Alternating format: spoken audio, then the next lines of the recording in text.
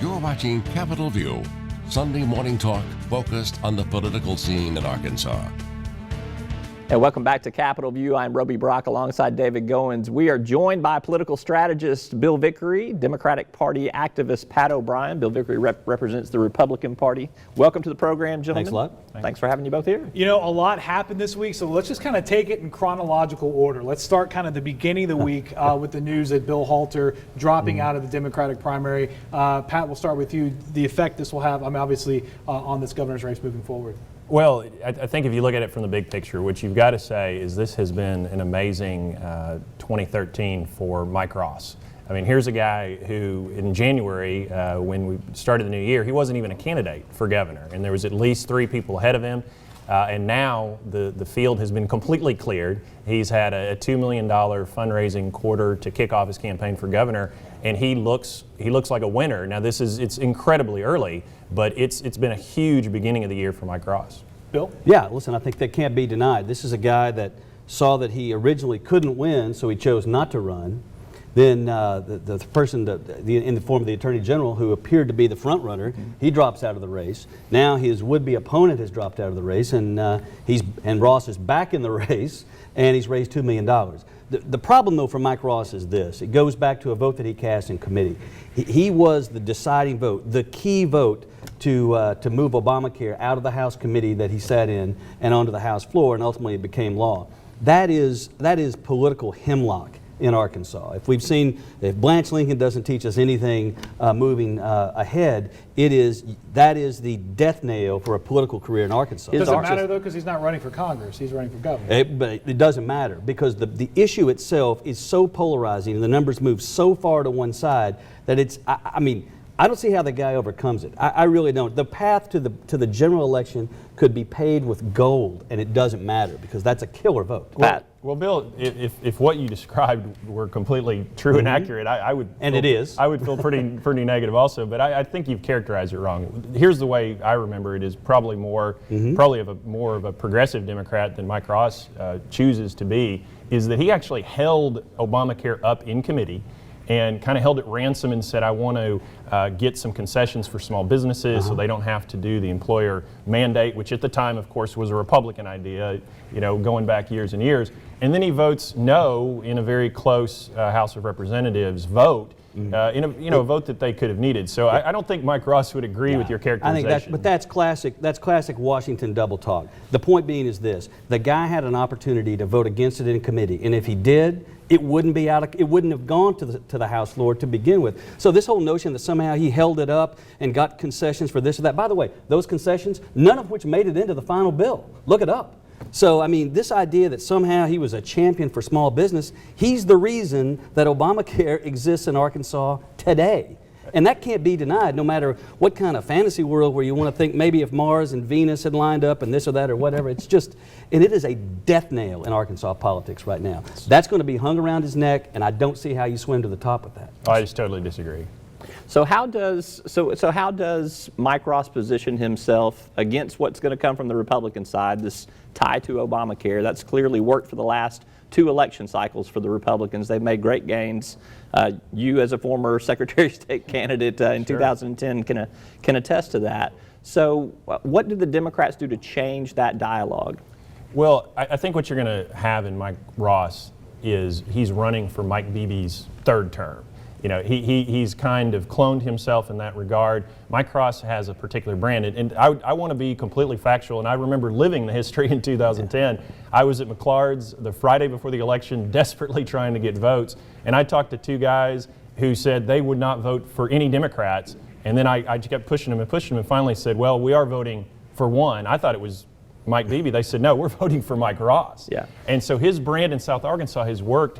In 2010, when the Obamacare issue was at its hottest, Mike Ross won by 17 points in the same year that Rick Crawford wins by 8 and Tim Griffin wins by 20. He knows how to handle this. So why does Mike Ross, why did he escape that, like Mike Beebe did in 2010, Bill?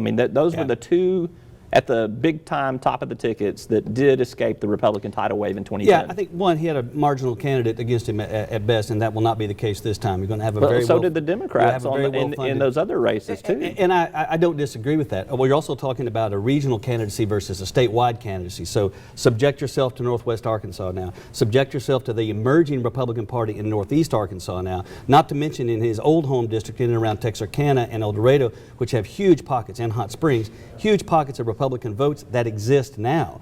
And so I don't see how it works. The demographics of the state have changed in a way where you could win 11 counties, which all, by the way, voted for Mitt Romney in the last 10 of the 11 voted for Mitt Romney in the last election, and you can be governor of the state of Arkansas.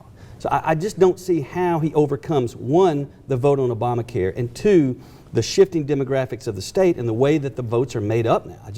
I don't see it happen. And to Pat's point, it's very well made. Look, Governor Beebe did it, but he did it running on Republican principles. That was a sound, balanced budget, focused on how the state spends its money, very sharp pencil, and I don't think anybody can deny that he's done a very good job as governor by concentrating on those pocketbook issues. Yeah, I mean, I think that's something that we'll continue to watch closely, as we, move forward. But I guess from Mike Ross's standpoint, without having a primary now, is his campaign very active? I mean, do you expect to see much between now and January, or is he just continue to fundraise? Well, David, let's look at the comparison. I mean, we know that Asa Hutchinson will be the Republican nominee. There's some people no one's ever heard of running in that primary. And what did Asa do? He had a very lackluster fundraising quarter, which is fine. He has time to raise money, but he gets involved with the Newtown issue and making speeches nationally for the NRA. That's not about Arkansas. Mike Ross is focused and in touch with what people in Arkansas small towns especially are doing, and that's why he has his own brand. The question for Mike Ross, and this is where the money becomes important, is can he take that very special brand that he's created in South Arkansas, where he has a lock, and take it. He's not going to make huge inroads into Asa's old congressional district, but in the central Arkansas and eastern Arkansas areas where we know that farmers especially swing vote, that's where Mike Ross is going to spend his time, and I think he's going to be very effective. Asa in trouble money-wise, Bill? I don't think so. I think he's got a plan that is designed to go through the next year and a half in terms of raising money, and no one's ever thought that a Republican in Arkansas really can't raise money to run and compete. And I will say this. I do think that former Congressman Hutchinson displayed a being in touch with Arkansas values because he's out on the stump speaking on behalf of the National Rifle Association. I don't think anyone in Arkansas politics has ever gotten in trouble for being an advocate for the National Rifle Association. I think you'll see them weigh in a very big way here in Arkansas politics too as well. But it's not getting in trouble with the NRA. I mean, Mike Ross is incredibly pro-gun. I mean, he may bring a gun to the debate. I don't know. I mean, you're not going to outgun Mike Ross. Concealed, I hope. I'm sure. I think I haven't asked. But you got two things. I think you'll see the National Rifle Association endorse Asa Hutchinson for governor. I think there'll be a lot of money from that organization around the country pour into his campaign. So I'm not really worried about money, and I'm not really worried about the NRA as an issue for him. It is a good point, though, in that what do these two candidates do? Because Pat's right.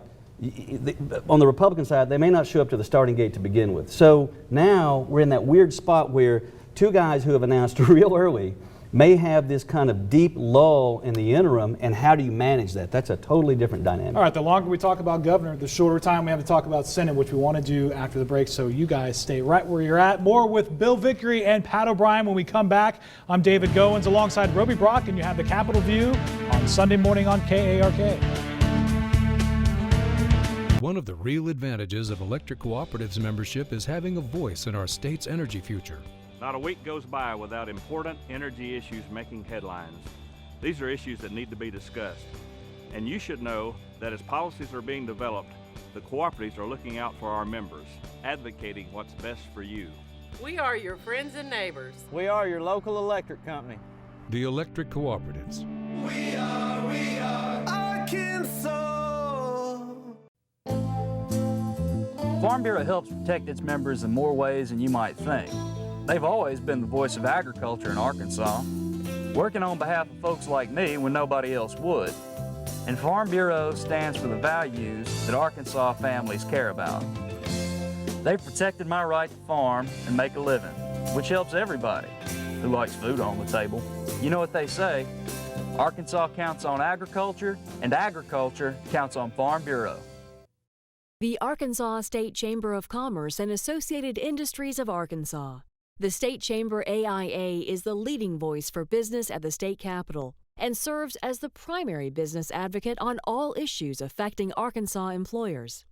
Our mission is to promote a pro-business, free enterprise agenda and prevent anti-business legislation, regulations, and rules. Now more than ever, business matters. Learn more at arkansasstatechamber.com.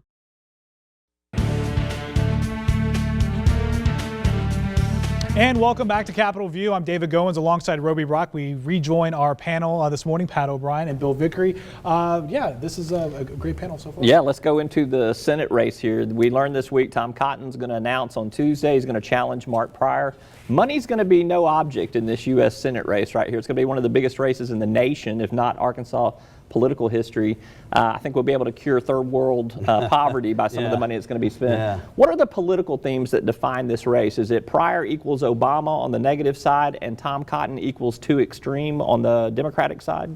I mean, I think you've defined it there. I think either side is going to try to define the other candidate in exactly what you've just said. And then it boils down to, does that message penetrate deep enough with those undecided voters that are out there? Look, this is Ali Frazier 1. This is a battle of the heavyweights.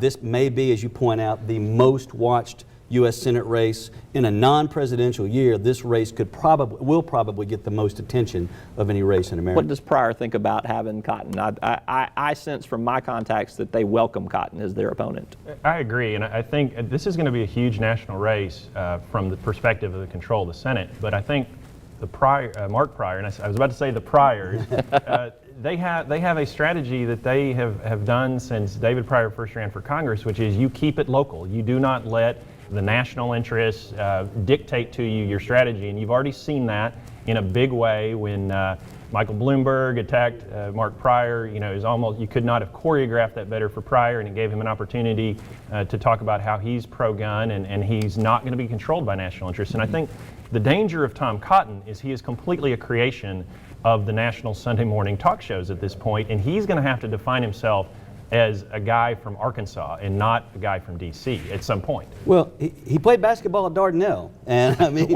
and so I mean, Can you name the mascot? Yeah, the sand lizards. Yes. Right. All right. But look, the guys, the Harvard Law, and then I mean, to do a tour in Afghanistan, to do a tour in Iraq, it seems sort of difficult then to think that somehow he doesn't represent Arkansas values, and I don't think that's going to be the case. I do agree with you. I think the Bloomberg thing was a briar patch argument for the Pryor folks. I mean, like, please throw us in that briar patch. It couldn't have been any better for them because it helps to define the senator in a more conservative way. I also think he's not as susceptible to the arguments against Blanche Lincoln, that Blanche Lincoln were used against her in her reelection bid, in that she was out of touch and she'd become distant. I do think that he's done a very good job of being in the state as much as possible and being very local, and the name is legendary in Arkansas politics. But don't underestimate Tom Cotton. That guy is a dynamo, and far from being a creation of the Sunday talk shows. I think he's just ask folks in Dardanelle, I think he averaged 20 points a game. So. Yeah, well, plus Pryor's not going to have to claw through a primary the way Lincoln did exactly. in 2010. Very much so. But as we enter this August recess, which, you know, August recesses have been famous or infamous depending on what side of the political aisle you're on. You think of healthcare back in 2009. What do you anticipate maybe the reaction being from, you know, Pryor's camp towards Cotton, specifically immigration, Farm Bill, all the things that basically didn't get done?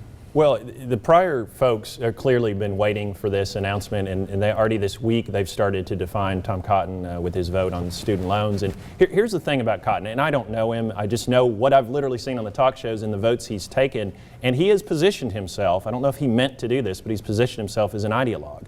You know, it's not just about voting for his constituents. He's voted against a bipartisan farm bill. He twice voted against aid for Hurricane Sandy on the East Coast, and you just worry, Arkansas being a place where natural disasters happen, you don't want any retribution votes in the future. So those are things that aren't very, you know, looking toward taking care of Arkansas. They're more of a national perspective, and quite frankly, just that he has an ideology that he believes the voters of Arkansas should listen to, as opposed to the prior approach, which is trying to pragmatically listen to the voters. Bill, does U.S. House gridlock stick to cotton? No, and I think what he wants is, unlike the governor's race that we mentioned earlier that could have lulls and peaks and valleys until we get to the actual campaign in the fall of next year, I think the cotton folks want a long campaign here. They want to argue about those votes because they have a strategy in mind that says, this is why we cast this vote, this is what was in the bill. If you would have voted for this, then obviously you're not going to support us. But after you know the truth and see everything that was associated with the pork,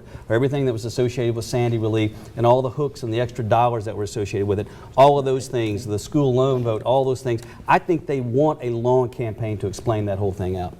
Well, I think there's at least two other factors, and they're kind of under, I don't know if they'll play big or not, but one is the economy. I mean, the economy has been getting better. In fact, one of the best kept secrets of politics in general is that Democrats generally do a better job of managing the economy, at least when a Democrat's in the White House, if you go back from any perspective. And then second, and I don't know how this will play or not, but if you go back 3 years, there was only one Republican and there were 5 Democrats in federal office, and now that's flipped. Does a swing voter in Arkansas say, you know, I was kind of mad at the Democrats and I wanted to send a message, but I'm not so sure that I want 100% of my federal officials being Republicans. So does Mark Pryor make the argument, I'm your last stand for the little guy? Yeah, 10 seconds. I feel like Noah telling people about the flood that's coming. I mean, I've said the state has flipped. It's a Republican state. And for all my Democratic friends who I love dearly, there's still a spot for you over here in the Republican Party, but it's become much more red. Save this but on DVD or DVR right now. We may play this back for Bill Vickery eventually. All right, Bill Vickery, Pat O'Brien, thank you both for being with us. We'll be back to wrap things up right after this. I'm Roby Brock alongside David Goins. You're watching Capitol View on Sunday morning on KARK.